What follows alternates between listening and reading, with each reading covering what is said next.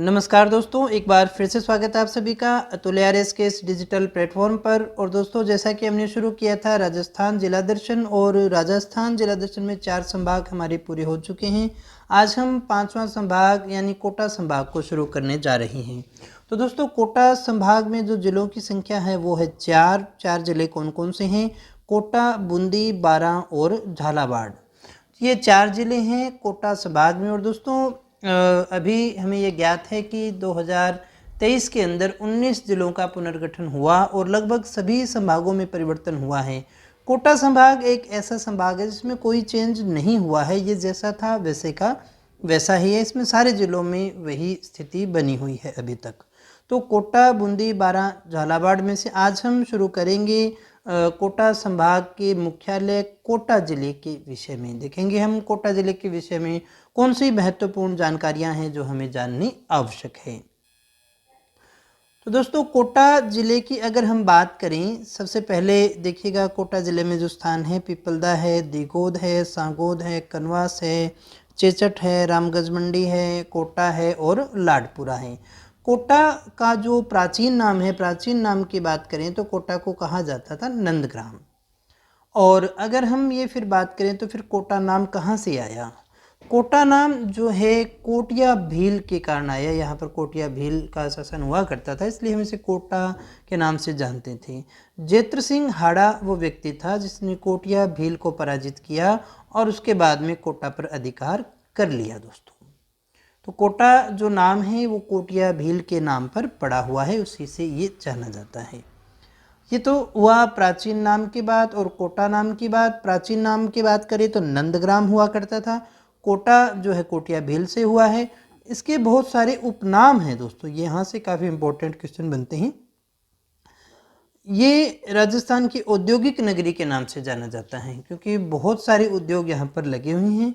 इसे राजस्थान का कानपुर भी कहा जाता है, राजस्थान की शिक्षा नगरी भी कहते हैं दोस्तों, क्योंकि पुरुष साक्षरता हो, महिला साक्षरता हो, सभी में ये बहुत अच्छा इसका जो है नंबर है।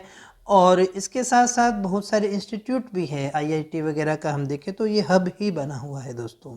और इसीलिए हम इसे राजस्थान का नालंदा भी कहते हैं। बहुत सारे उद्यान हैं, इसलिए हम इसे उद्यान का नगर भी कहते हैं। और कोटा की जो मुख्य नदी है वो है चंबल नदी है, इसलिए इसे चंबल का वरदान कहते हैं। ये चंबल के किनारे ही बना हुआ है दोस्तों। कोटा संभाग की अगर हम बात करें तो कोटा संभाग जो है वो सर्वाधिक नदियों वाला संभाग है, सर्वाधिक वर्षा वाला संभाग है और सर्वाधिक आर्द्रता वाला संभाग है। ध्यान दीजिएगा, सबसे ज़्यादा वर्षा वाला संभाग है कोटा, जिला नहीं है, क्योंकि कोटा जिला जो है सर्वाधिक वर्षा वाला नहीं है। सबसे ज़्यादा वर्षा वाला जिला तो झालावाड़ है दोस्तों। थोड़ा कोटा की जो सीमाएं हैं उसके विषय में बात कर लें तो कोटा की जो सीमाएं हैं वो 2 प्रकार की है। एक तो अंतर्राज्यीय सीमा बनाता है, अंतर्राज्यीय सीमा बनाता है। दूसरी देखिए, जो जिले हैं उनसे तो सीमा इसकी लगनी ही लगनी है, अंतर्राष्ट्रीय सीमा इसकी यहाँ किसी से नहीं लगती है। राज्य की बात करें तो कोटा की जो सीमा है, ये जो सीमा है यहाँ देखिएगा, ये जो सीमा है ये किसके साथ में लगती है? मध्य प्रदेश के साथ में लगती है। तो एक स्टेट की सीमा जो है कोटा जिले से लगती है। इसके अलावा 5 अन्य जिलों से जो है इसकी सीमा लगती है। कौन कौन से हैं? सबसे पहले हम बात करें तो 12 जिले से इसकी सीमा लगती है। ये वाली सीमा देखिए पूरी की पूरी 12 से लगती है। दूसरी सीमा ये वाली यहाँ तक, ये जो सीमा है वो किससे लगती है? झालावाड़ से लगती है। उसके बाद में ये जो इतनी सीमा है ये पुनः एमपी से ही लगती है, मध्य प्रदेश से ही लगती है। तीसरा जो जिला है सीमावर्ती वो हमारा रह गया चित्तौड़गढ़, इतनी चित्तौड़गढ़ की सीमा भी लगती है। और उसके बाद में जो चौथी सीमा है हमारी वो किससे लगती है? वो हमारी सीमा लगती है बूंदी से, और ये काफ़ी लंबी सीमा बूंदी से रह गई। और ये थोड़ी सी सीमा जो है हमारी 5वीं सीमा के रूप में किससे लगती है? सवाई माधोपुर के साथ में लगती है दोस्तों। तो 5 जिलों की और एक राज्य है जिसकी सीमा जो है हमारे कोटा जिले के साथ में लगती है। आगे बढ़े हम इम्पोर्टेंट तथ्यों की तरफ। तो कोटा जो जिला है वो चंबल नदी के किनारे स्थित है। कौन सी नदी के किनारे बना हुआ है, बसा हुआ है? तो चंबल नदी के किनारे स्थित है। अगर आपसे पूछा जाए निम्न में से कौन सा जिला चंबल नदी के किनारे है, तो आपका आंसर होना चाहिए कोटा जिला। जैसा अभी हमने बात कहा कि कोटा को शिक्षा नगरी के नाम से भी जाना जाता है। अब देखिएगा इसका प्रमाण यही है ना कि सर्वाधिक साक्षरता भी किसकी है, कोटा की ही है, और महिला साक्षरता में भी ये जिला अव्वल है, जो हमारी जनगणना हुई थी 2011 वाली उसी के अनुसार। कोटा राज्य के संस्थापक की अगर हम बात करें, कोटा राज्य की बात कर रहा हूँ, तो हम उसमें नाम मानते हैं माधो सिंह का। अगर आपसे पूछा जाए कि कोटा राज्य की स्थापना किसने की, संस्थापक कौन है, राज्य के संस्थापक कौन है, तो वो है माधो सिंह। आधुनिक जो आप कोटा देखते हैं उसके निर्माता किसे माना जाता है, उम्मेद सिंह सेकंड को माना जाता है। और ये ऐसे व्यक्ति हैं जिन्हें कोटा का शाहजहां भी कहा जाता है। बहुत अच्छा इम्पोर्टेंट सा क्वेश्चन बन जाता है कि कोटा का शाहजहां किसे कहा जाता है, तो उम्मेद सिंह को कहा जाता है। और यही उम्मेद सिंह जो हैं वो आधुनिक कोटा के निर्माता भी कहे जाते हैं दोस्तों। स्वतंत्रता संग्राम के समय राष्ट्रीय आंदोलन जो हुआ था हमारा भारत का, उसमें प्रजामंडलों की स्थापना हुई थी। तो कोटा में भी कोटा प्रजामंडल बना था 1939 के अंदर, जिसके संस्थापक रहे थे पंडित नैनूराम शर्मा। दोस्तों जो भी ज़रूरी फैक्ट हो सकते हैं मैंने सब डाल दिए हैं, परीक्षा की दृष्टि से इतने ही हैं। बाकी अगर टाइम पास करना हो तो कोटा को तो अपने 3-4 घंटे तक लेकर के बैठे रहें, 5-7 वीडियो में भी बना सकता हूँ। लेकिन मेरा उद्देश्य यह है कि जल्दी से जल्दी और थोड़े समय में आप ज़्यादा से ज़्यादा कंटेंट को कवर कर सकें, और कभी रिवीजन करना हो तो फटाफट से आपका सारा रिवीजन एक साथ हो जाए दोस्तों। तो संस्थापक इसके जो हैं वो पंडित नैनूराम शर्मा हैं। और अगर हम बात करें पंडित नैनूराम शर्मा को और क्या कहा जाता है, तो इन्हें हाड़ौती में जन जागृति का जनक भी कहा जाता है दोस्तों। अबली मिणी का महल कहाँ है, तो अबली मिणी का महल कोटा में ही है, और इसका जो निर्माण है वो मुकुंद सिंह हाड़ा के द्वारा करवाया गया था, और इसे ही हम कहते हैं हाड़ौती का ताजमहल। ये एक अच्छा सा प्रश्न हमारा बनता है कभी परीक्षा की दृष्टि से पूछा जाए तो, कि हाड़ौती का ताजमहल हम किसे कहते हैं, तो हाड़ौती का ताजमहल हम कहते हैं अबली मिणी का महल को, जो कोटा में स्थित है और जिसका जो निर्माण है वो मुकुंद सिंह हाड़ा के द्वारा करवाया गया था। अब देखिएगा उद्यान आपने बहुत सारे सुने और देखे होंगे। एक अनोखा उद्यान आप यहाँ देख रहे हैं, सर्प उद्यान, यानी सांपों का भी उद्यान है भी। ऐसा राज्य का पहला उद्यान है सर्प उद्यान। कहाँ बना हुआ है, कोटा में बना हुआ है। अभयारण्य की बात करें तो यहाँ पर दर्रा वन्य जीव अभयारण्य है, कोटा में है, और अकेले कोटा में तो नहीं है, थोड़ा बाहर भी फैला हुआ है। और वर्तमान जो नाम है इसका वो है मुकुंदरा हिल्स। वर्तमान में इसे क्या कहते हैं, मुकुंदरा हिल्स कहते हैं। और इसी में एक स्थान है तिपटिया, जहाँ पर हमें प्राक ऐतिहासिक काल के शैल चित्र हमें प्राप्त होते हैं दोस्तों। इसके अलावा कोटा यूनिवर्सिटी जो है, कोटा ओपन विश्वविद्यालय काफ़ी इम्पोर्टेंट है हमारे लिए। 1987 में दूरस्थ विद्यार्थियों के लिए उनको शुरू किया गया था, यानी जो किसी कारणवश जो हैं वो विद्यालय या कॉलेज नहीं जा सकते हैं उनके लिए। अभी वर्तमान नाम जो है इसका वो है वर्धमान महावीर विश्वविद्यालय। जैसे इग्नू है ना, बिल्कुल वैसे ही हमारे यहाँ पर कोटा खुला विश्वविद्यालय है।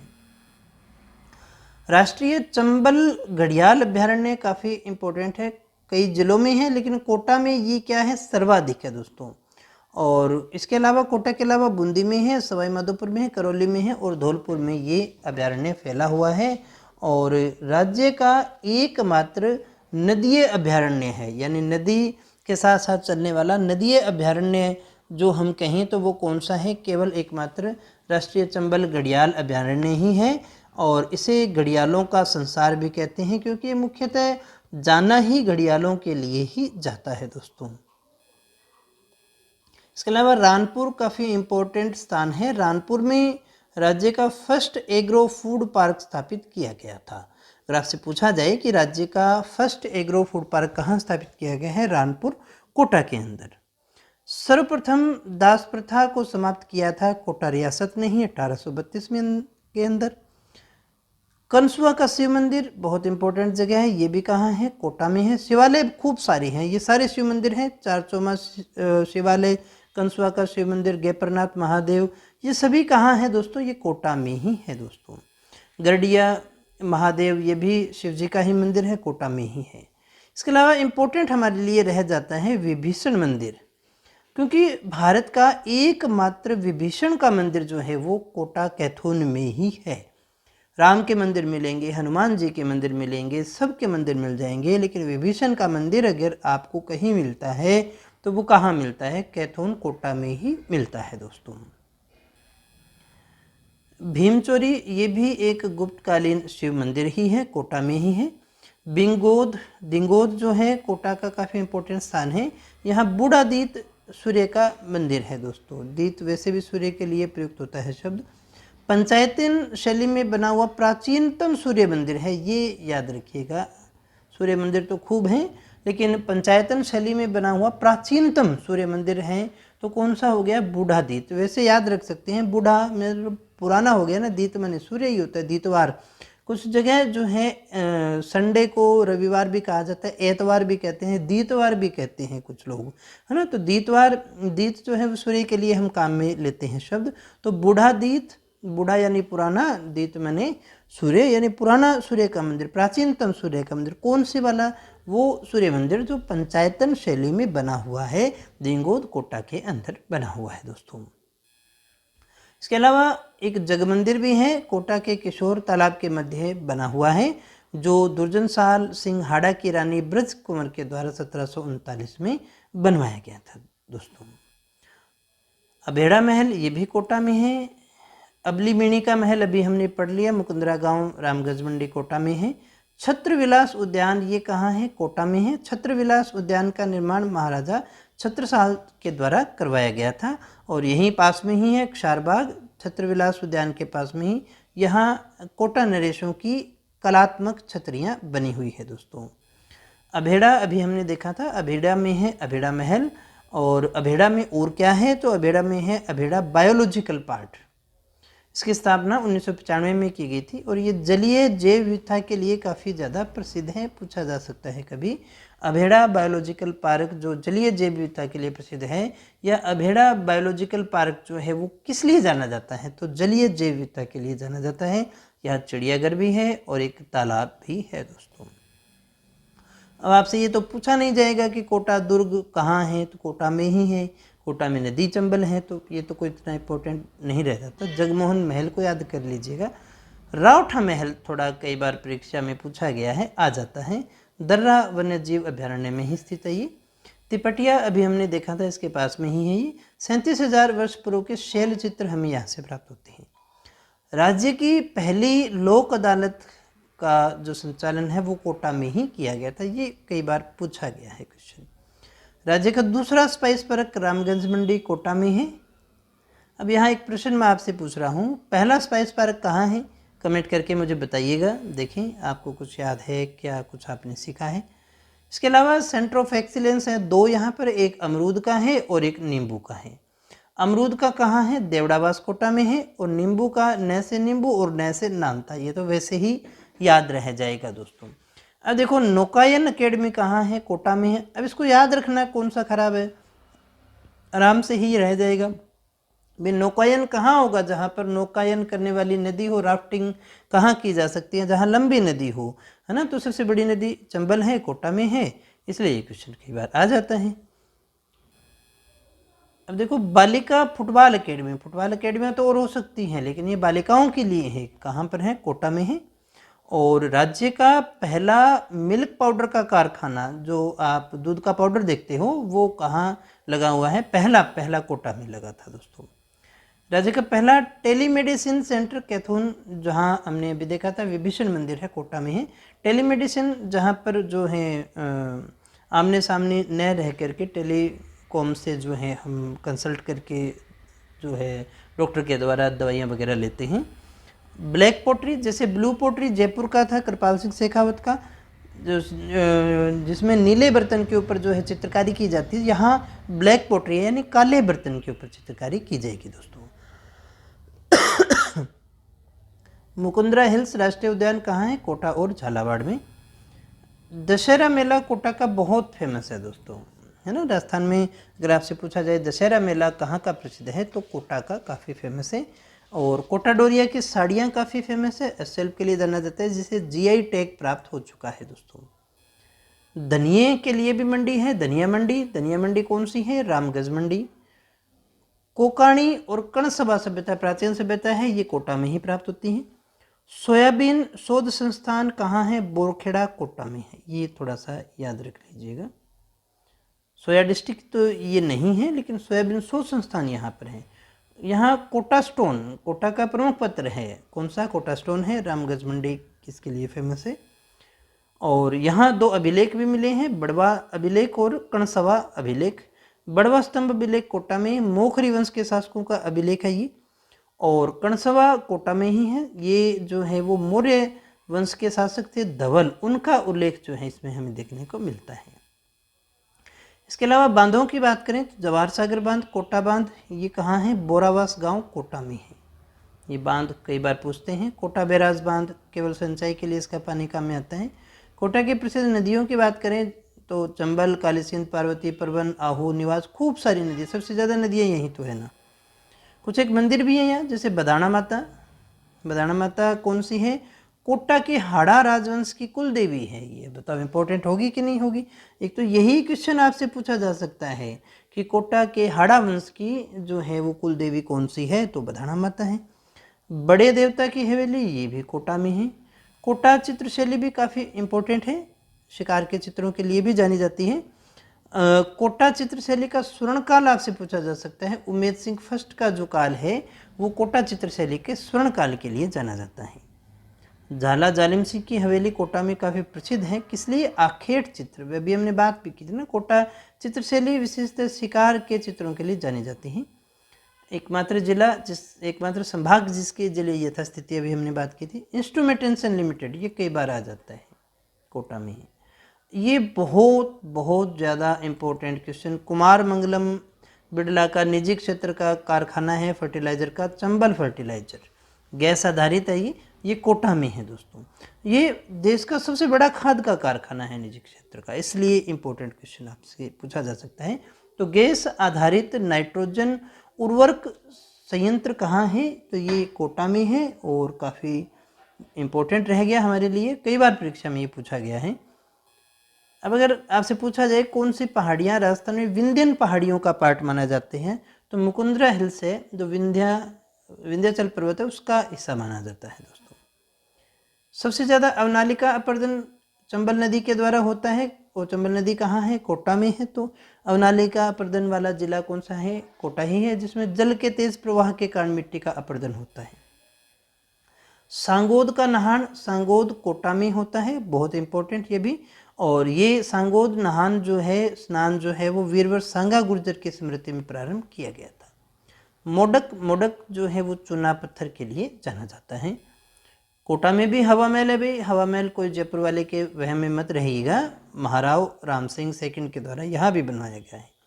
एक यहाँ पर कोटा सुपर तापीय बिजली घर भी है, जो राज्य का दूसरा सुपर थर्मल पावर स्टेशन है। पहला कौन सा है आप बताइएगा? हैंगिंग ब्रिज, यानी झूलता हुआ पुल, जैसे आप ऋषिकेश वगैरह में देखते हो, वैसा ही चंबल नदी पर बना हुआ है, बनेगा। सावन भादो परियोजना, ये भी कोटा में है। ये देखो नया सा क्वेश्चन आ गया अपना, पहला बोन बैंक, राज्य का पहला बोन बैंक कहाँ है? कोटा में है। राज्य की सर्वाधिक साक्षरता वाली तहसील लाडपुरा, ये तहसील की बात कर रहा हूँ, जिले की बात नहीं कर रहा, जिला तो कोटा हो गया। राज्य की सर्वाधिक साक्षरता वाली तहसील कौन सी है? तो लाडपुरा है। चंबल घड़ियाल अभ्यारण्य घड़ियालों के संरक्षण के लिए जाना जाता है। साथ ही साथ जो डॉल्फिन आपने देखी होगी, डॉल्फिन के लिए भी ये फेमस है कोटा। अगर आपको राजस्थान में डॉल्फिन देखनी है तो कहाँ जाना पड़ेगा? कोटा के चंबल घड़ियाल अभ्यारण्य में जाना पड़ेगा। एक दो मंदिर और भी हैं, त्रिकाल चौबीसी मंदिर, ये भी कोटा में है। एक नानता महल है और कोटा का है। ये किस लिए है? क्योंकि राजस्थान की जब क्रांति हुई तो ब्रिटिश फौज का ये प्रमुख केंद्र हुआ करता था, इसलिए इंपॉर्टेंट हो जाता है दोस्तों। सूर्या चंबल पावर लिमिटेड, ये एक बायोमास संयंत्र है, पूछा जा सकता है। सूर्या से कहीं आप ये सन वाला मत कर दीजिएगा, सौर ऊर्जा परियोजना मत कर दीजिएगा, ये बायोमास संयंत्र है, रंगपुर कोटा में है। ऑक्सीजन सिटी पार्क कोटा का सिटी पार्क है, ये भी अभी नया ही है, तो पूछ सकता है कभी। तो दोस्तों ये था हमारा कोटा ज़िला, और कोटा ज़िला से संबंधित जो परीक्षा की दृष्टि से इम्पोर्टेंट फैक्ट थे वो तो मैंने सारे कर लिए हैं। और आपकी आत्मा यहाँ पर शांत हो जानी चाहिए, क्योंकि मैंने कुछ भी छोड़ा नहीं है, सारे फैक्ट डाल दिए हैं कहीं। तो बात करें बूंदी जिले के विषय में, तो एक तो बूंदी जिले का जो नाम है वो बूंदी कैसे पड़ा, तो पहले यहाँ पर बूंदा मीणा, मीणाओं का अधिकार हुआ करता था, उसमें एक बूंदा मीणा हुआ करते थे, उसके नाम पर जो इसका नाम जो है वो बूंदी पड़ गया। इसके उपनाम भी हैं, खूब सारे उपनामों की बात करें तो बावड़ियों का शहर क्यों कहेंगे, क्योंकि यहाँ पर बहुत सारी बावड़ियाँ हैं। सिटी ऑफ स्टेपल्स, ये तो बावड़ी के लिए ही काम आता है शब्द। राजस्थान की काशी भी कहते हैं, वृंदावती भी कहते हैं। तो ये कई एक नाम हैं, इसके उपनाम हैं। बूंदा मीणा के नाम पर बूंदी हो गया, बावड़ियों का शहर, सिटी ऑफ स्टेपल्स, राजस्थान की काशी, वृंदावती, कई नाम इसके हमें सुनने को मिलते हैं।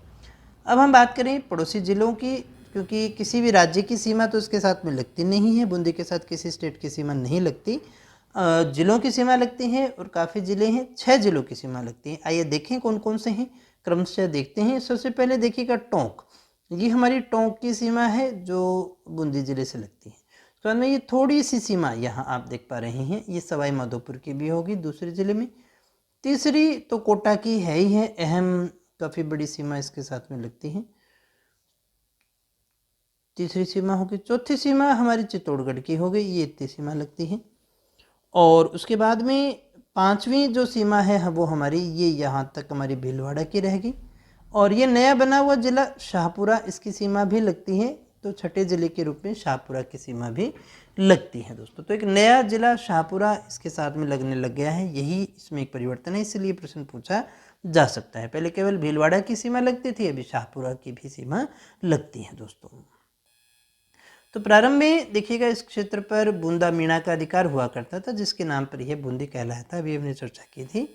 और आगे फिर ये चेंज कैसे हुआ, तो यहाँ हाड़ा देवा, हाड़ा देवा कौन सी, देवी सिंह हाड़ा थे, इन्होंने बूंदा मीणा के पोते जेता मीणा को पराजित किया और यहाँ पर चौहान वंश की स्थापना की थी। तो हम कहें कि बूंदी में किस राजपूत वंश का शासन रहा, तो चौहान वंश का यहाँ पर शासन रहा था, हाड़ाओं का शासन रहा था, और चौहान हुआ करते थे। तो देवी सिंह हाड़ा जो थे, इन्होंने यहाँ पर चौहान वंश की स्थापना की थी दोस्तों। स्वतंत्रता आंदोलन के समय प्रजामंडल बने, तो यहाँ भी प्रजामंडल बना था, क्योंकि ये भी एक रियासत हुआ करती थी, बूंदी प्रजामंडल। इसकी स्थापना 1931 में की गई थी, कांतेलाल की अध्यक्षता में, याद रखिएगा। यहाँ बांधों की बात करें तो बांध हैं, बिल्कुल गर्दड़ा बांध है, गुड़ा बांध है मेज नदी पर बना हुआ, चाकन नदी पर चाकन बांध है, एक वरद बांध भी है जिसको विकसित किया जा रहा है पर्यटक स्थल के रूप में, इसलिए इसे हाड़ौती का गोवा भी कहते हैं। कभी जो अधीनस्थ बोर्ड वाली परीक्षा है वहाँ ऐसे क्वेश्चन आ जाते हैं। अभयारण्यों की बात करें तो यहाँ कौन कौन से अभयारण्य हैं, कनक सागर अभयारण्य कहाँ है, ये बूंदी में है पूछा जाए तो। दूसरी बात कि राज्य का सबसे छोटा आखेट निषिद्ध, आखेट निषिद्ध मतलब जहाँ शिकार करना मना होता है, आखेट का मतलब ही शिकार हुआ करता है। और रामगढ़ विषधारी अभयारण्य, ये बहुत इम्पोर्टेंट है, ये राजस्थान का चौथा टाइगर रिजर्व है दोस्तों। और यह जो है बाघों का जच्चा घर, यानी जहाँ पर बाघों का जन्म होता है तो वो माना जाता है। तो बाघों का जच्चा घर कौन सा है, रामगढ़ विषधारी अभयारण्य, और राजस्थान का चौथा टाइगर रिजर्व हम इसे मानते हैं। दर्रे हैं, दर्रे वैसे तो जानिएगा कौन से होते हैं, दो पहाड़ों के बीच में जो अपने गुजरने के लिए जो रास्ता होता है उसे हम दर्रा कहते हैं। लाखेरी दर्रा है, जेतावास दर्रा है, रामगढ़ दर्रा है, बूंदी दर्रा है, बहुत सारे दर्रे हैं यहाँ पर हैं। नदियों की बात करें तो बूंदी जिले की प्रमुख नदियों में चंबल नदी तो आएगी ही, मांगली है, मेज है, कुराल है, घोड़ा पछाड़ है, ये कई नदियाँ हैं जो यहाँ से गुजरती हैं। देवा हाड़ा की अभी हम बात कर रहे थे, 1240 में इन्होंने बूंदी में हाड़ा वंश की स्थापना की थी। समर सिंह के समय कोटिया भील को पराजित करके कोटा को बूंदी राज्य में शामिल किया गया था। बूंदी बड़ा हुआ करता था, वे देखो है ना, कोटा को बूंदी राज्य में शामिल कर लिया गया था, किसके समय, समर सिंह के समय, तो याद रखिएगा।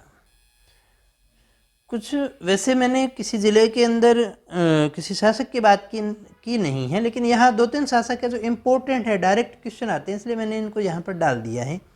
सुरजनहाड़ा की बात करें तो सुरजनहाड़ा बूंदी के वो पहले शासक थे जिन्होंने मुगलों के साथ संधि करके मुगलों की अधीनता स्वीकार की थी, ये इम्पोर्टेंट क्वेश्चन हमारा आ गया। दूसरा इम्पोर्टेंट हमारे जाने जाते हैं बुद्ध सिंह हाड़ा। बुद्ध सिंह हाड़ा किस लिए? क्योंकि इनकी पत्नी अमर कुंवरी या आनंद कुंवरी जो है, इन्होंने मल्हार राव होलकर को राखी भेज करके सहायता के लिए बुलाया था, और यहीं से जो है राजस्थान में सर्वप्रथम मराठों का प्रवेश माना जाता है। अगर आपसे पूछा जाए राजस्थान में जो है मराठों का प्रवेश किस राज्य से हुआ, तो बूंदी राज्य से हुआ था। उससे पहले मराठे यहाँ नहीं आए थे, जिसके लिए बुद्ध सिंह हाड़ा की पत्नी आनंद कुंवरी जिम्मेदार यहाँ रह जाती है। घरेलू कलह के अंदर जो है इनका इस्तेमाल किया गया था दोस्तों। फिर एक और शासक हमारे इंपॉर्टेंट है रतन सिंह हाड़ा। रतन सिंह हाड़ा चित्रकला के कारण जाने जाते हैं, और जहांगीर ने इन्हें सर बुलंद राय या राम राय की उपाधि दी थी। तो ये सभी अच्छे क्वेश्चन हैं, इतिहास की दृष्टि से भी और जिले की दृष्टि से भी, तो चर्चा कर ली है हमने। बूंदी के एक बहुत ही महान कवि हम कहें तो सूर्यमल मिश्रण। सूर्यमल मिश्रण भी लिखा आता है कई जगह, लेकिन सूर्यमल मिश्रण को आप सही मानिएगा। पहला क्वेश्चन तो इसमें यही बनता है, कहाँ से संबंधित थे? बूंदी से। तो किसके दरबारी कवि हुआ करते थे? तो महाराव राम सिंह के ये दरबारी कवि हुआ करते थे। नंबर एक बात, इन्होंने कौन सा ग्रंथ लिखा? तो इन्होंने ग्रंथ लिखा था वंश भास्कर। ये सबसे इम्पोर्टेंट है। खुद पूरा नहीं कर पाए थे, इनके बाद में इनके दत्तक पुत्र हुआ करते थे मुरारी दान, उनके द्वारा जो है इस ग्रंथ को पूरा किया गया था। और इस ग्रंथ का अन्य नाम है वीर रसावतार। ये क्वेश्चन आया हुआ है, कई बार पूछता है वीर रसावतार किसका नाम है? तो वंश भास्कर का नाम है, सूर्यमल मिश्रण का नाम नहीं है। वीर रसावतार वंश भास्कर के लिए प्रयुक्त किया जाता है। अगर सूर्यमल मिश्रण के लिए कोई शब्द काम आता है तो राजस्थान के वेद व्यास शब्द अपने ले सकते हैं। ये देखो ऐसे व्यक्ति थे, ऐसे कवि थे जिन्होंने अंग्रेजों के विरुद्ध पहली बार जो है कुछ लिखने का, कविता लिखने का साहस किया था। तो अंग्रेजों के विरुद्ध लिखने वाले राज्य के पहले कवि कौन से हैं? सूर्यमल मिश्रण। सूर्यमल मिश्रण कौन थे? तो बूंदी के महाराव राम सिंह के दरबारी कवि हुआ करते थे। इनकी जो सबसे इम्पोर्टेंट रचना है वो वंश भास्कर है। खुद पूरा नहीं कर पाए, दत्तक पुत्र मुरारी दान के द्वारा इसको पूरा किया गया था, जिसका अन्य नाम वीर रसावतार के नाम से भी जाना जाता है। सूर्यमल मिश्रण को हम राजस्थान के वेद व्यास के नाम से भी जानते हैं। ये ऐसे ही कवि थे जिन्होंने सबसे पहले जो है अंग्रेजों के विरुद्ध लिखने का प्रयास किया था दोस्तों। और क्या है बूंदी में? तो बूंदी में है जी इंद्रगढ़ का किला। तो किसने बनाया? नाम में ही होता है, तो ऐसे क्वेश्चन आने की संभावना तो देखिएगा दोस्तों लगभग न के बराबर ही होती है, नहीं आता है दोस्तों ऐसा क्वेश्चन। तो यहाँ ये चीज़ याद रखिएगा, इंद्रगढ़ का किला जो है राजा इंद्रसाल के द्वारा जो है वो इसको बनाया गया था दोस्तों। इसके बाद में चित्रशाला, ये काफ़ी इंपॉर्टेंट है। महाराव उमेद सिंह के समय ये चित्रित रंगीन चित्रों की एक श्रृंखला है जिसे चित्रशाला के नाम से जाना जाता है। बूंदी की चित्रकला बहुत इम्पोर्टेंट है पूरे राजस्थान के लिए, क्योंकि बूंदी चित्रकला जो है वो पशु पक्षियों के चित्रण के लिए जानी जाती है। सर्वाधिक पशु पक्षियों का जो चित्रण है वो बूंदी चित्र शैली में ही माना जाता है, और या तो इसे भित्ति चित्रों का स्वर्ग भी कहा जाता है। शेखावाटी में भित्ति चित्र खूब बने हुए हैं, या फिर आपको बूंदी में मिलेंगे। यहाँ सबसे ज़्यादा पशु पक्षियों का चित्रण हुआ, इसलिए इम्पोर्टेंट हो गया। अभी स्वर्ण काल की तो मैंने बात की ही थी। बूंदी चित्र शैली का स्वर्ण काल है उमेद सिंह फर्स्ट का जो काल है वो अपने मानते हैं दोस्तों। और कौन सा स्थान इंपॉर्टेंट रह गया? तो सिसोल, सिसोल नामक स्थान इंपॉर्टेंट रह गया। यहाँ क्या है? तो यहाँ पर हमें पुरातात्विक शैल चित्र यानी पत्थर की चट्टानों पर गुफाओं में बने हुए चित्र मिले हैं दोस्तों। बांसी दुगारी का संबंध किससे है? तो ये याद रखिएगा तेजाजी से। तेजाजी की कर्मस्थली के रूप में जाना जाता है, मेला भी लगता है।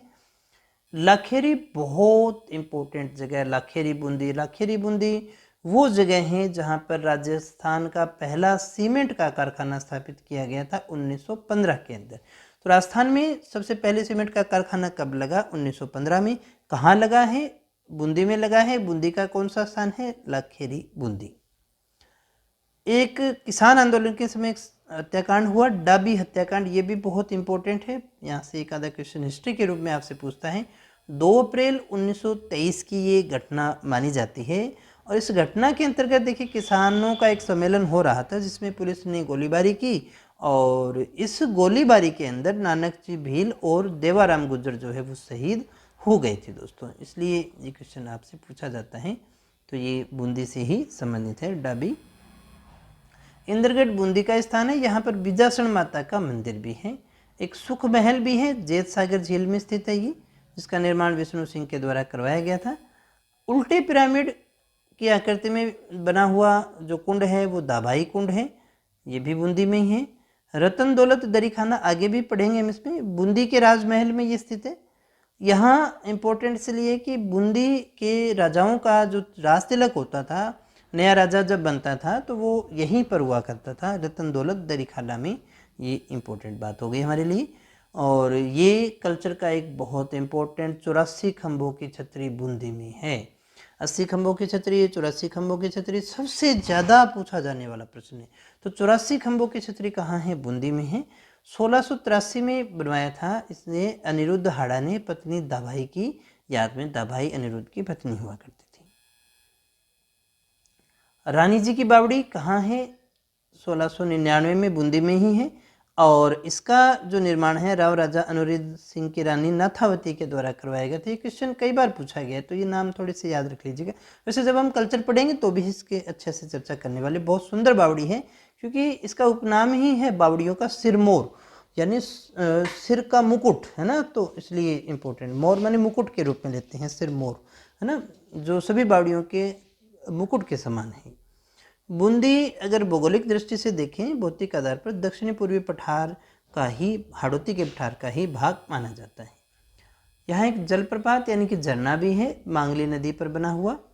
गरडदा, गरडदा क्या है? प्रथम बर्ड राइडर रॉक पेंटिंग यानी शैल चित्र हमें यहाँ से प्राप्त हुआ है। बारोदिया, बारोदिया स्थान बूंदी में है। ये सिलिका रेत का यहाँ पर सर्वाधिक उत्पादन होता है। यहाँ के व्यक्ति किशनलाल सोनी फेमस किस लिए? रेल वाले बाबा के नाम से जाने जाते हैं। मेहता लज्जाराम काफ़ी इंपॉर्टेंट है, क्योंकि राजस्थान का पहला साहित्यिक पत्र था सर्वहित, उसके ये संपादक हुआ करते थे मेहता लज्जाराम, इसलिए इंपॉर्टेंट हो गए दोस्तों। मेहता लज्जाराम कौन है? सर्वहित के संपादक। और सर्वहित क्या है? राजस्थान के पहला साहित्यिक पत्र है दोस्तों। केशोराय पाटन बहुत इंपॉर्टेंट जगह है। यहाँ पर सहकारी क्षेत्र की पहली शुगर मिल स्थापित की गई थी 1965 के अंदर।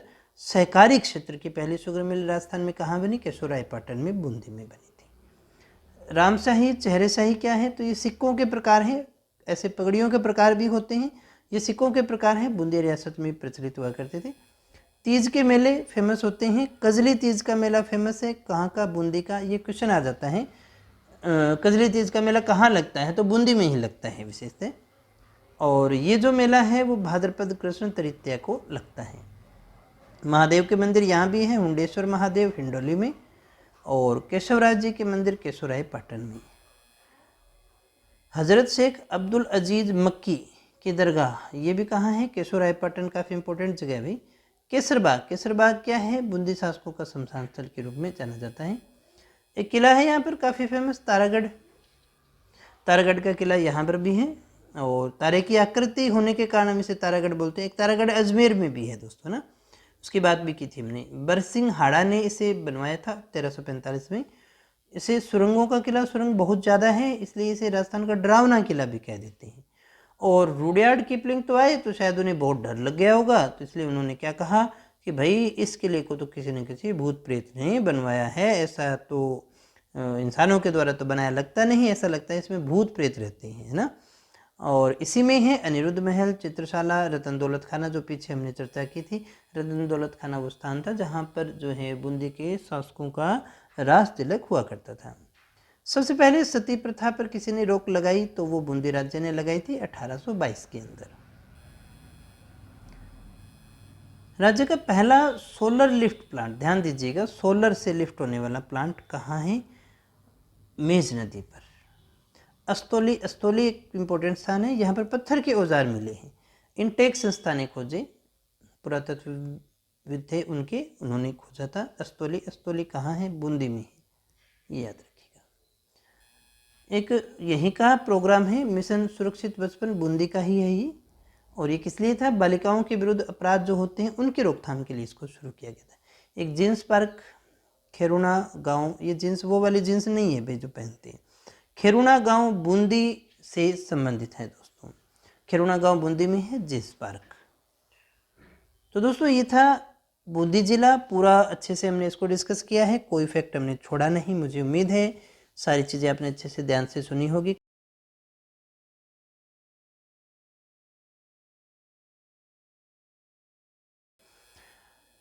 बारां जिले की बात करें तो यहाँ ये जो हमारा बारां जिला है, ये रहा बारां जिला। ये बारां जिला जो है, नाम आपको बारह मिलता है ना, एक तो बारह गांव से संबंधित है, इसका नाम बारह गांव का समूह होता था, इसलिए इसे बारह कहा जाने लगा। प्राचीन काल में इसे कहा जाता था वराह नगरी, वराह से भी बारह बना हुआ प्रतीत होता है या नहीं अपने नहीं कह सकते, ठीक है ना। अब देखते हैं क्या होता है इसमें, कैसे कैसे इसमें परिवर्तन होता गया। लेकिन ये अच्छा क्वेश्चन आपका बनता है कि बारां का प्राचीन नाम क्या था, वराह नगरी के नाम से इसे जाना जाता था। बात करें सीमाओं की, तो सीमा देखो राज्य से ही लगती है इसकी, अधिकतर सीमा तो देखो किसके साथ में लग गई, ये सीमावर्ती जिला रह गया ना, तो सबसे ज़्यादा तो बारां की सीमा किसके साथ में लग गई, एमपी के साथ में लग गई, आधा तो यहीं सिमट गया। दो जिलों से भी लगती है, एक कोटा है और दूसरा कौन सा है, झालावाड़ है। ज़्यादा समस्या इसमें नहीं है, कोटा झालावाड़ से लगती है और बाकी सारी एमपी से लगती हैं। अन्य नाम या उपनाम की बात करें तो मसाले खूब होते हैं, इसलिए हम इसे मसाला नगरी के नाम से भी जानते हैं दोस्तों। कोटा पहले नहीं था, कोटा को बारां जिला पहले नहीं था, इसे जो है कोटा से अलग करके ही बारां जिले का निर्माण करवाया गया था। और ये देखिएगा बाद में बना है, पहले नहीं था, है ना। जब हमारे 1 नवंबर 1956 को सारे जिले बने थे तब नहीं था। एग्जैक्ट डेट यहाँ पर मिस है, तो मैं आपसे उम्मीद करूँगा कि आप इसे सर्च करके लिखेंगे। मैं बता सकता हूँ लेकिन नहीं, आपको इसे सर्च करना है। और एक छोटा सा समय मैं आपको दे रहा हूँ और ये उम्मीद करता हूँ कि अभी आप कमेंट के अंदर मुझे बताएंगे कि जो है बारां जिला कब बना था, बारां जिला कब बना था, बारां जिला कब बना था, बताइएगा दोस्तों फटाफट से। नहीं ना, तो बारां जिला बना था हमारा 1991 में, है ना। 1949 में जब आया तो बारह और कोटा दोनों साथ ही हुआ करते थे। इतिहास तो इसका देखिए 14वीं शताब्दी से स्टार्ट हो जाता है ना। यहाँ सोलंकी राजपूतों का शासन रहा था, पुराना तो है, लेकिन जब हम बात करें कि ये जिले के रूप में अस्तित्व में कब आया है, तो 10 अप्रैल 1991 को जो है जिले के रूप में आता है, कोटा से अलग होकर के। यहाँ इंपॉर्टेंट नदी है कुन्नू नदी, जो बारां जिले को दो भागों में बांट देती है। जनजाति का क्षेत्र है और यहाँ की प्रमुख जनजाति सहरिया जनजाति का यहाँ पर सर्वाधिक हिस्सा है, सबसे ज़्यादा यहीं रहती है दोस्तों। स्थानों की यहाँ बात करें तो प्रमुख स्थान यहाँ का था शाहबाद। शाहबाद में बना हुआ है शाहबाद दुर्ग, काफ़ी इंपॉर्टेंट है ये। बामती नामक पहाड़ी पर बना हुआ ये दुर्ग है, जिसे 1521 में चौहान शासक मुकुटमणि के द्वारा बनाया गया था। कालिंजर अभियान में शेरशाह स्वयं यहाँ ठहरा था और यहाँ सबसे बड़ी मस्जिद भी है, राजस्थान की सबसे बड़ी मस्जिद शाहबाद मस्जिद, वो भी यही है, शाहबाद में ही है। मांगरोल बारां, ये काफ़ी इंपॉर्टेंट है, टेरिकोटा की बुनाई के लिए ये जाना जाता है दोस्तों। कपड़ा जो बुनता है उसके लिए जाना जाता है, टेरिकोटा के लिए। और राज्य में राइट टू रिकॉल, है ना, अपने चुने हुए प्रतिनिधि को वापस बुलाने का ये प्रारंभ हुआ था कुछ समय पहले, बाद में बंद भी कर दिया गया। तो राइट टू रिकॉल का सर्वप्रथम प्रयोग मांगरोल में ही हुआ था। एक और यहाँ का महत्वपूर्ण स्थल वो है रेलावन। रेलावन किस लिए जाना जाता है कि यहाँ पर आहड़ सभ्यता, आहड़ संस्कृति के समकालीन, आहड़ सभ्यता के नहीं कह रहा मैं दोस्तों, ध्यान दीजिएगा, आहड़ सभ्यता के समकालीन 2400 वर्ष पूर्व सभ्यता के अवशेष यहाँ हमें रेलावन से प्राप्त होते हैं।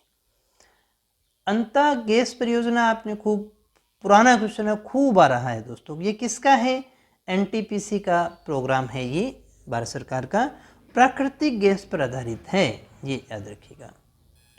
इसके अलावा सोरसन बारां काफ़ी इंपॉर्टेंट है, सोरसन गोडावण के लिए भी जाना जाता है। और सोरसन में है ब्रह्मणी माता का मंदिर, ये एकमात्र मंदिर है जहाँ देवी की पीठ की पूजा की जाती है। सोरसन बारां में है ब्रह्मणी माता का मंदिर, जहाँ एकमात्र मंदिर के रूप में हम इसे जानते हैं, और यहाँ देवी की पीठ की पूजा की जाती है, ये हमें थोड़ा सा याद रखना है। और जो सोरसन है वो एक आखेट निषिद्ध क्षेत्र भी है, यानी शिकार नहीं होता।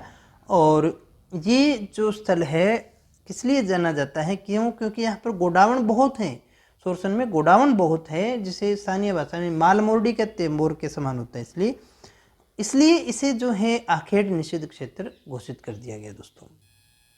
तो दोनों प्रश्न आपके हो जाने चाहिए, गोडाउन भी यहाँ है और गोडाउन के लिए आखेट निषिद्ध क्षेत्र भी यहाँ पर है सोरसन बारा में। छिपा बड़ौद लहसुन मंडी के लिए जाना जाता है। लहसुन मंडी की जरूरत तो वहीं पड़ेगी जहाँ चीज़ें बहुत ज़्यादा होती हो दोस्तों। Chhabra super critical thermal power plant है बारा में। प्रदेश की पहली सुपर क्रिटिकल इकाई जो है हमारी छबड़ा ही है दोस्तों। अटरू बहुत इंपॉर्टेंट जगह है। अटरू में है शेरगढ़ दुर्ग, जिसे कोसवर्धन ने 8वीं शताब्दी में बनवाया था। इसे कोसवर्धन का किला भी कहते हैं दोस्तों, है ना। ये किले पढ़ेंगे तब और पढ़ेंगे अपने, लेकिन यहाँ जरूरी बात के रूप में याद रख सकते हैं। यही है फूलदेवरा मामा भांजा का मंदिर। और अटरू का प्राचीन नाम बहुत अच्छा है, अटलपुरी। अटलपुरी के नाम से इसे पहले जाना जाता था। यहाँ फूलदेवरा है, फूलदेवरा में मामा भांजा का मंदिर है। और शेरगढ़ जो दुर्ग है इसे ही हम कोसवर्धन का किला कहते हैं, ये भी यही है। कवई विद्युत परियोजना है कवई के अंदर। सीताबाड़ी, सीताबाड़ी में है सीताबाड़ी का मेला। सीताबाड़ी में सीताबाड़ी का मेला लगता है ज्येष्ठ अमावस्या को। ये इसलिए है क्योंकि सहरिया जनजाति वैसे भी यहाँ खूब है, और सहरिया जनजाति का कुंभ ही मान के चलो, यहाँ पर खूब सारा बड़ा मेला लगता है। यहाँ पर कुंड है, लक्ष्मण कुंड है, सीता कुंड है, वाल्मीकि कुंड है, ये राम वाले सारे नाम हैं। बारा में किले हैं, हाँ जी, रामगढ़ का किला है और गुगोर किला है। ये सोरसन बारा में, ये भी याद रखिएगा, गधों का मेला। एक और जगह जयपुर में भी लगता है ना, ये भी लगता है, यहाँ भी गधों का मेला लगता है सोरसन बारा में भी। एक उत्सव है डोल उत्सव, ये किशनगंज बारा में होता है। बिजासन माता का मेला छबड़ा बारा में लगता है। फूल डोल मेला, ये याद रखिएगा, ये आ जाते हैं कई बार, फूल डोल मेला। महोत्सव की बात नहीं कर रहा मैं, फूल डोल मेला की बात कर रहा हूँ। बड़ा गांव की बावड़ियाँ अंताबारा में। भंड देवरा, ये कई बार आ जाता है, भंड देवरा बारा में है, शिव मंदिर है ये। और इसे हम हाड़ौती का खजुराहो कहते हैं। राजस्थान का मिनी खजुराहो भी हम इसे कह देते हैं दोस्तों। तो हाड़ौती का खजुराहो, भंड देवरा, या राजस्थान का मिनी खजुराहो कहें, दोनों एक ही बात है, दोनों ही पूछे जाते हैं। अब देखिएगा, बात हम करें भावगढ़ की, तो भावगढ़ क्या है, राज्य का पहला बायोमास संयंत्र यहाँ पर स्थापित किया गया। देखो आएगा कि नहीं आएगा ऐसा क्वेश्चन। राज्य का पहला बायोमास संयंत्र यहाँ स्थापित किया गया है। इसके अलावा थानेदार नाथू सिंह की छतरी, ये भी कहाँ है, शाहबाद बारा में है। जमुनापुरी क्या है, ये तो एक क्वेश्चन तो यहीं से आपको मिलेगा, बकरी की नस्ल है। और ये जमुनापुरी नस्ल की बकरियां सबसे ज़्यादा कहाँ हैं, तो ये सबसे ज़्यादा बारां के अंदर है, यही याद रख लीजिएगा। पान की खेती होती है भाई यहाँ पर बारां में, शाहबाद बारां में ही। इसके अलावा कहीं होती है तो अदर आपको करौली के अंदर मिल जाएगी दोस्तों। इसके बाद में देखिएगा, अगर हम बात करें अटरू की रामलीला, ये अटरू में रामलीला होती है। ये इसलिए फेमस है क्योंकि यहाँ पर जो धनुष है ना, ये इंपॉर्टेंट हो जाता है। धनुष वैसे राम ने तोड़ा था, लेकिन यहाँ जो है राम ने तोड़ करके दर्शकों के द्वारा तोड़ा जाता है, इसलिए अलग हो गई बात, इंपॉर्टेंट है। शेरगढ़ अभ्यारण्य, ये सांपों के लिए भाई, देखो कौन से जीव के लिए जाना जाता है, सांपों के लिए भी अभ्यारण्य हो गया। कौन सा शेरगढ़, कौन सी नदी पर है, परवन नदी पर। ये स्टार्टिंग में हमने बात की थी बारह नाम के लिए भी। 15वीं शताब्दी में 12 गांवों का समूह होने के कारण हम इसे 12 कहा करते थे। 12 पर बूंदी का अधिकार हुआ करता था, बूंदी बड़ी स्टेट थी। 12 का शुभंकर मगर हो गया। राजस्थान की पहली सीएनजी आधारित रोडवेज कहाँ चली, ये भी 12 में चली। कवई परियोजना अडानी ग्रुप की, अभी हमने देखा। झेला, झेला क्या है, झेला नृत्य है दोस्तों, याद रखिएगा। झेला क्या है, झेला नृत्य है। और कहाँ का है, शाहबाद का है। और किस लिए, कहाँ, कौन करता है, तो सहरिया जनजाति करती है। सहरिया जनजाति का ये फसली नृत्य माना जाता है। फसल जब इनकी उगती है तब ये किया जाता है दोस्तों। शाहबाद जंगल कंजर्वेशन 2021 में 12 में स्थापित किया गया था। ये जाना जाता है सघन और दुर्लभ जैव विविधता के लिए। जो हाँ जैव विविधता शब्द आ जाए तो मान लो कि क्वेश्चन पूछे जाने की संभावना बहुत ज़्यादा है। एक जाडेला मंदिर भी है, भगवान शांतिनाथ की अष्ट धातु प्रतिमा मिली है, ये भी कहाँ है, 12 में है। एक सहरिया जनजाति यहाँ सबसे ज़्यादा है, इसलिए क्वेश्चन ये भी आ जाता है कई बार, सहरिया विकास कार्यक्रम कब शुरू होता है, 1977-78 में बारा में शुरू किया गया था। औस्त जी स्थान है, औस्त जी में है, औस्त जी की बावड़ी शाहबाद में है जी, और शाहबाद में ही है तपसी की बावड़ी। तो ये तपसी की बावड़ी, औस्त जी की बावड़ी सभी बारा में ही है। नारगढ़ दुर्ग आपने जयपुर में पढ़ा है, एक यहाँ भी है, भी बारा में है, और ये मुगल वास्तुकला का ही एक जो है प्रतीक माना जाता है। एक और अंतिम मेला है यहाँ का कपिल धारा मेला, ये भी बारा में ही लगता है, और प्रत्येक वर्ष कार्तिक पूर्णिमा को इसका आयोजन किया जाता है दोस्तों। तो दोस्तों ये था 12 जिला, छोटा ही था। नेक्स्ट हमारा एक और ज़िला रह गया, फिर हमारा जो है कोटा संभाग पूरा हो जाएगा। मुझे उम्मीद है आपने अच्छे से ध्यान से सुना होगा।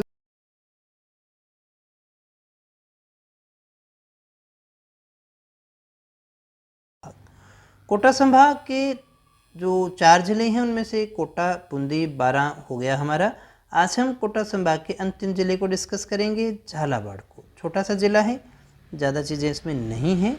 और झालावाड़ ज़िले की हम बात करें तो सबसे पहले हम बात करें कि झालावाड़ नगर, मैं किसकी बात कर रहा हूँ, झालावाड़ रियासत की नहीं, झालावाड़ नगर की स्थापना की थी 1791 में कोटा महाराजा के सेनापति जालिम सिंह झाला ने।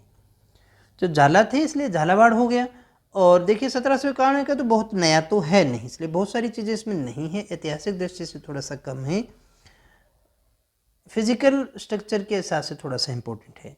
रियासत का गठन हम कहें तो 1838 में अंग्रेजों के द्वारा झाला मदन सिंह के लिए जो है, मदन सिंह के लिए किया गया था। तो झालावाड़ नगर 1791 में इसे रियासत बनाया गया अंग्रेजों के द्वारा मदन सिंह के लिए। पुराना नाम पूछें तो इसका नाम हुआ करता था उम्मेदपुरा की छावनी। तो क्वेश्चन आया यहाँ पर, उम्मेदपुरा की छावनी किसका पुराना नाम है, तो झालावाड़ का।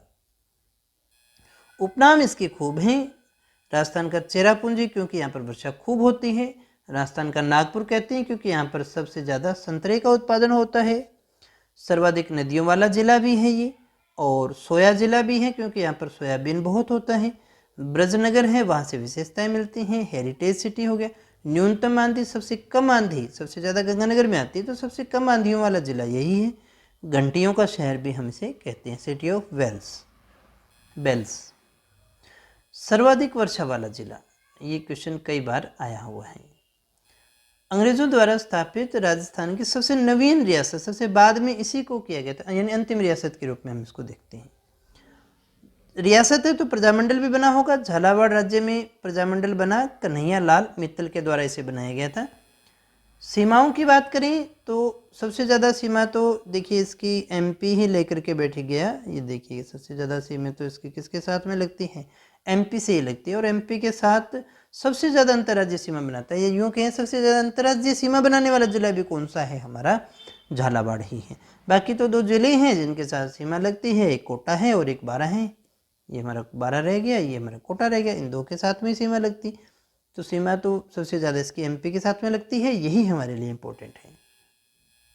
नदियों की बात करें तो यहाँ की प्रमुख नदी काली सिंध है, आहू है, निवाज है, घोड़ा पछाड़ है, यहाँ चंद्रभागा भी है, अंधेरी परवन, काफ़ी इंपॉर्टेंट नदियाँ हैं, क्योंकि बहुत सारी नदियों का प्रवेश जो है ना एमपी से जब आती है निकल करके, बहुत सारी नदियों का प्रवेश जो है झालावाड़ से राजस्थान में होता है, इसलिए लगभग सभी नदियाँ यहाँ पर आ जाती है इस क्षेत्र की। झालावाड़ जिला जो है वो दक्षिणी पूर्वी पठार पर स्थित है, उसी का भाग है जिसे हम मालवा के नाम से जानते हैं। शुभंकर इसका बनाया गया गागरोनी तोता, गागरोन यहाँ का प्रमुख रियासत या हम कहें किला है, प्रमुख स्थान है। गागरोनी तोता एक ऐसा था जो बोलना जानता था इंसान की तरह, ऐसा कहा जाता है। जो मालवा प्रदेश की हम बात करते हैं, जैसे हमने कहा झालावाड़ जिला मालवा का हिस्सा है, तो मालवा प्रदेश में झालावाड़ और प्रतापगढ़ को शामिल किया जाता था। मुकुंदवाड़ा की पहाड़ी इंपॉर्टेंट है, कोटा और झालावाड़ के मध्य है मुकुंदरा की पहाड़ियाँ, मुकुंदरा हिल्स। यहाँ का एक प्रसिद्ध नृत्य है बिंदोरी नृत्य। अगर आपसे पूछा जाए बिंदोरी नृत्य कहाँ का है तो निस्संदेह आपके दिमाग में होना चाहिए बिंदोरी नृत्य कहाँ का है, झालावाड़ का। ये गैर नृत्य है, होली पर किया जाने वाला है। अब बिंदोरी आप उसको मत लीजिएगा, जब शादी विवाह होता है ना तो लड़के या लड़की का बिंदोरा निकाला जाता है तो बिंदोरी, तो वो बिंदोरी नृत्य की बात नहीं करे, वो बिंदोरी नृत्य नहीं होता है। यहाँ होली पर गैर नृत्य किया जाता है जिसे बिंदोरी नृत्य के नाम से जानते हैं। यहाँ पर एक नाट्यशाला भी है जिसे भवानी नाट्यशाला के रूप में देखते हैं। 1921 में महाराजा भवानी सिंह जो हुआ करते थे, उन्होंने ओपेरा शैली में एक नाट्यशाला बनाई थी जिसे भवानी नाट्यशाला के नाम से जानते हैं। और अब आते हैं यहाँ के सबसे इम्पोर्टेंट फैक्ट पे, जो है गागरोन का किला। जलदुर्ग है ये, जो चारों ओर से जल से घिरा हुआ हो, काली सिंध और आहू के संगम पे बना हुआ है, बिना किसी नींव का है, सीधे पत्थर की चट्टान पर बना दिया गया है। तो बिना नींव का सीधी चट्टान पर बना हुआ। इसमें कुछ चीज़ें हैं, जैसे सूफी संत मिठे शाह की दरगाह, ये क्वेश्चन कई बार आ जाता है। बुलंद दरवाज़ा टकसाल कोटा राज्य की, ये कहाँ, ये किसकी टकसाल है? कोटा राज्य की टकसाल में जो सिक्के वगैरह बनाए जाते थे। इसके अलावा भगवान मधुसूदन का मंदिर भी है। राज्य का सबसे ज़्यादा आर्द्र जिला अगर आपसे पूछा जाए तो कौन सा हो गया? झालावाड़। आर्द्र जिले का मतलब जहाँ पर सबसे ज़्यादा बारिश होती है, इसलिए आर्द्रता वहाँ ज़्यादा होगी। आर्द्रता वहीं ज़्यादा होगी जहाँ पानी ज़्यादा होगा। पानी कहाँ ज़्यादा होगा? या तो नदियाँ होंगी या फिर बारिश होती है, तो सबसे ज़्यादा बारिश भी है, नदियाँ भी हैं, इसलिए राज्य का सबसे ज़्यादा आर्द्र जिला हम किसे कहते हैं? झालावाड़ को कहते हैं। 2 हड़प्पाकालीन सभ्यता भी हमें झालावाड़ में प्राप्त होते हैं, जिसमें से एक कोटड़ा है और एक खानपुरा है। यहाँ पर भी एक थर्मल पावर प्लांट लगा हुआ है काली सिंध नदी के हिसाब से, Kali Sindh critical thermal power plant, जो कि झालावाड़ में है। यहाँ राज्य की पहली किसान कंपनी बकानी में स्थापित की गई थी दोस्तों, ये भी याद रखना है। अश्वगंधा खूब होता है इसलिए मंडी होगी अश्वगंधा मंडी। हर्बल गार्डन झालावाड़ में है। बड़बेला तालाब असनावर तहसील, ये भी झालावाड़ में हो गया। मेला यहाँ लगता है कौन सा? चंद्रभागा पशु मेला, काफ़ी इंपॉर्टेंट है। कार्तिक पूर्णिमा को लगता है झालरापाटन में, चंद्रभागा नदी पे ही हो गया। उन्हेल जैन मंदिर भी यहाँ है, झालावाड़ में ही है, जैनों को समर्पित है। गोमती सागर पशु मेला झालरापाटन में वैशाख पूर्णिमा को लगता है, ये चंद्रभागा नदी पर। इसके अलावा 7 सहेलियों का मंदिर और या पद्मनाभ मंदिर, ये एक वैष्णव मंदिर है, झालावाड़ में ही। इसे 4 भुजा का मंदिर भी कहा गया है। किसने कहा है? कर्नल जेम्स टोटने से 4 भुजा का मंदिर भी कहा है। पद्मनाभ मंदिर कहें, 7 सहेलियों का मंदिर कहें, ये एक वैष्णव मंदिर है, विष्णु का मंदिर है। इसके अलावा चांदखेड़ी नामक स्थान पर हमें जैन मंदिर भी देखने को मिलते हैं। गोमती सागर झील के किनारे झाला जालिम सिंह हुआ करते थे। उन्होंने 1796 में एक मंदिर बनाया था जिसे हम द्वारकाधीश मंदिर के नाम से जानते हैं। तो द्वारकाधीश मंदिर कहाँ है? ये भी झालावाड़ में ही है, जालिम सिंह ने बनवाया था 1796 में। इस इलाके में आपको सूर्य मंदिर खूब मिलेंगे, और ये सूर्य मंदिर झालापाटन का बहुत इंपॉर्टेंट है। ये अलग चीज़ है क्योंकि ये कोणार्क का जो सूर्य मंदिर है ना, उसी की तर्ज पर इसको बनाया गया है। और अद्भुत बात यह है कि यहाँ पर सूर्य की प्रतिमा है जिसे घुटनों तक जूते पहनाए गए हैं। तो अलग बात हो गई ना। तो जहाँ कुछ विशेष है, कुछ अलग है, वहाँ प्रश्न है, वही पूछा जाता है दोस्तों। कोलवी की गुफाएं हैं यहाँ झालावाड़ में, जिसे राजस्थान का अजंता एलोरा कहा जाता है। और ये गुफाएं किससे संबंधित है दोस्तों? तो बौद्ध धर्म से संबंधित है, ये हमें याद होना चाहिए। महादेव जी का मंदिर है, बिल्कुल है। कौन सा? शीतलेश्वर महादेव का मंदिर है। और ये शीतलेश्वर महादेव मंदिर झालावाड़ वाला इसलिए जाना जाता है कि ज्ञात सबसे प्राचीन तिथि युक्त मंदिर जो है वो हम इसे ही मानते हैं, जिसमें तिथि का अंकन किया गया है। ज्ञात है अभी तक उनमें से तो यही है, शीतलेश्वर महादेव मंदिर। और हो सकता है कोई नया आ जाए तो आ ही जाएगा। रेन बसेरा ये एक विश्राम स्थल है। किशन सागर झील के किनारे लकड़ी से बना हुआ एक विश्राम स्थल है, जहाँ राजा वगैरह आराम किया करते थे, घूमने आते थे तब। डग स्थान काफ़ी इंपॉर्टेंट है। डग में क्या है? दागेश्वरी माता, रानी का मकबरा, कोलवी की गुफाएं, अभी हमने बात की थी ना, यहाँ देखो पीछे कोलवी की गुफाएं ये रही है ना, बौद्ध धर्म से संबंधित। ये देखिए डग झालावाड़ में ही। कामा बदनेश्वर महादेव का मंदिर भी यहाँ है। और झालावाड़ की पहचान संत भी हैं, एक संत पीपा। गागरोन के शासक हुआ करते थे राव प्रताप सिंह, राजा प्रताप सिंह, वही संत पीपा के नाम से जाने जाते थे। दर्जियों के लोक देवता माने जाते हैं, छिंपा समाज के देवता माने जाते हैं। एक दुर्ग है मनोहर थाना नामक स्थान पर, मनोहर थाना दुर्ग। काली सिंध और परवन, ये भी जल दुर्ग हो गया एक तरह का, पूछा जा सकता है। और एक इम्पोर्टेंट सी बात, सुनील टप्पा, ये याद होगा आपको है ना, जब हम राजस्थान का एकीकरण पढ़ते हैं तो आता है। 1956 में जब राजस्थान का एकीकरण हुआ, पुनर्गठन हुआ, अंतिम चरण मानते हैं राजस्थान के एकीकरण का। तो एमपी का ये गांव था जिसे हमने झालावाड़ में शामिल किया था, झालावाड़ के पिड़ावा तहसील में से शामिल किया गया था। तो ये भी बहुत इंपॉर्टेंट है।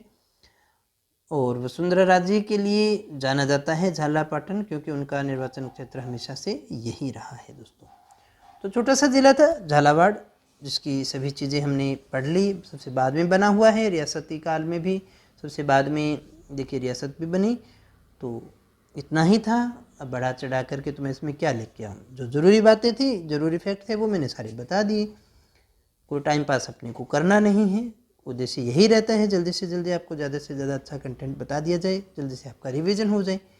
तो क्लास आपकी ख़त्म हो चुकी है और मुझे उम्मीद है कि ये सभी चीज़ें आपने अच्छे से सुनी होगी, अच्छे से पढ़ी होगी और सभी आपको समझ में आया होगा। सच में अगर वीडियो आपको अच्छी लगी है तो वीडियो को लाइक करके जाइएगा, दोस्तों के साथ में